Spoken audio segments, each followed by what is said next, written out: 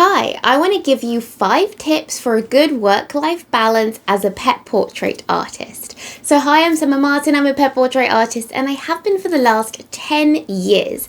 And I now have a toddler and I really want to give you some of my tips that have been working for me to, have a balance between being a mother and having a business as well. So whether, you're a mother as well, or you have a full-time job or something else that feels full-time, then this is sort of like how I structure my time so I can also be there for my business and grow it.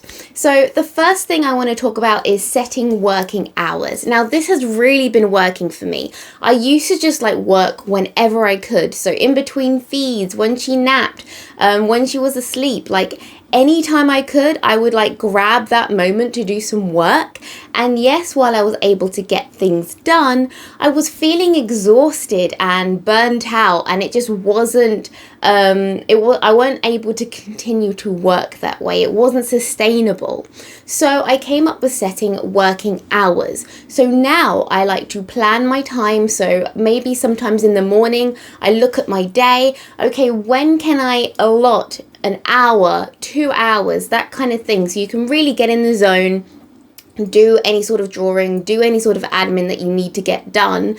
When in the day can I do that? And I normally have this discussion with my partner because we both work from home, or in the case if your child goes to nursery or anything like that, you sort of have those allotted hours of when you can specifically get something done. So that's really helped me in terms of creating that boundary. So when I'm not doing my work, I really try hard not to think about my work. And I know that's really hard to do, especially if you're like me and you just love what you do, you love your work. It is hard not to think about it, about I need to send that email, I need to do that thing. Write it down, do it later in your allotted time. So creating that boundary for yourself is going to help you be more productive when you actually get your time to work. And it's going to make you more present. So when you are with your child or at work or whatever it is that you're doing that's not your business, you are more present. You're more there because you know you're going to get that time later to do what you need to get done. And that honestly really helps me. And that's what I've been trying to implement quite a lot lately.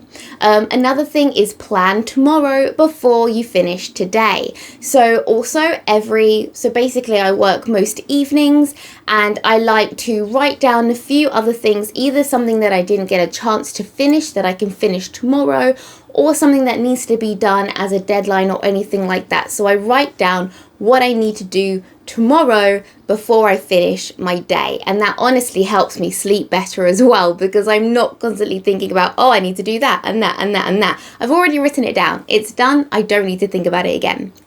Another thing is lowering your expectations. So really think about how much you can realistically get done in a day. I like to do my one task kind of thing. So there's one major thing that I need to get done. And if I get that one thing done, everything else is a bonus, okay? And this one makes me feel better about myself. It makes me not feel very guilty that I don't have enough time like I used to get loads done.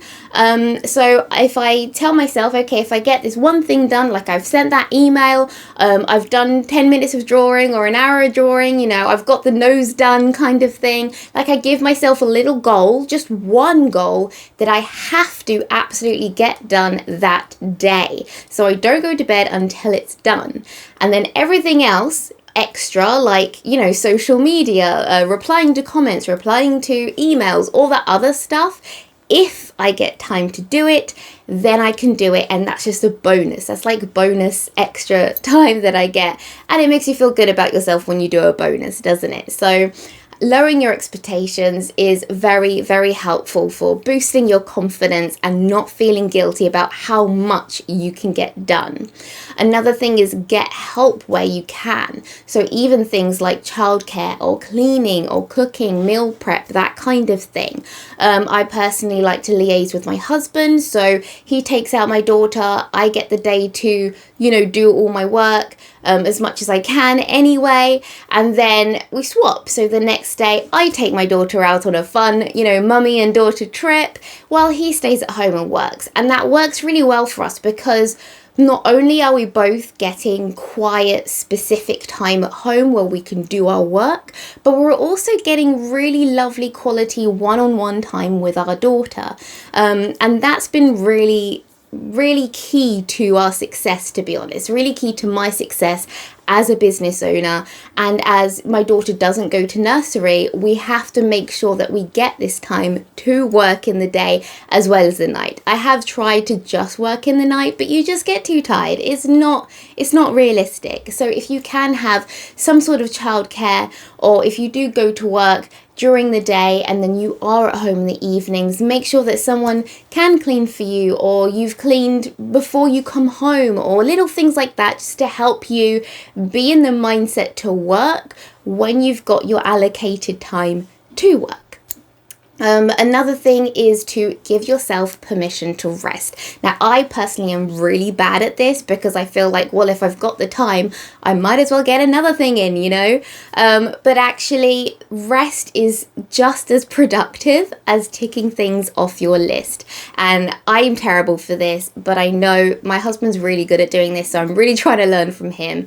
If you are tired, if you are feeling burnt out, if you do feel like, okay, you've done your big bonus, you know, you've done your main task for today, take a rest before you do the next thing, if you have time to do the next thing. If you don't rest, you will get burnt out, you will get exhausted, you won't be able to consistently grow your business or even run your business.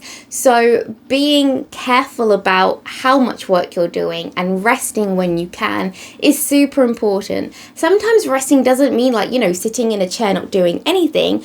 Just do something completely different that has nothing to do with your business. I started doing crocheting, you know, so I've started like picking up crocheting and doing a little bit of that, and it's a lovely side project. I get to do it. It's a me thing. It doesn't matter about the goal or what happens to it, if it's any good, if it's bad. It's just something to do that has nothing to do with my pet portrait business, and it really helps me. So I hope these tips helped you. If you have any other tips, I would love to know in the comments below. And if you want to know more about how to confidently grow your pet portrait business, then you can click the link below and download your free prospectus for the Business of Pet Portraits course, and I will see you next time.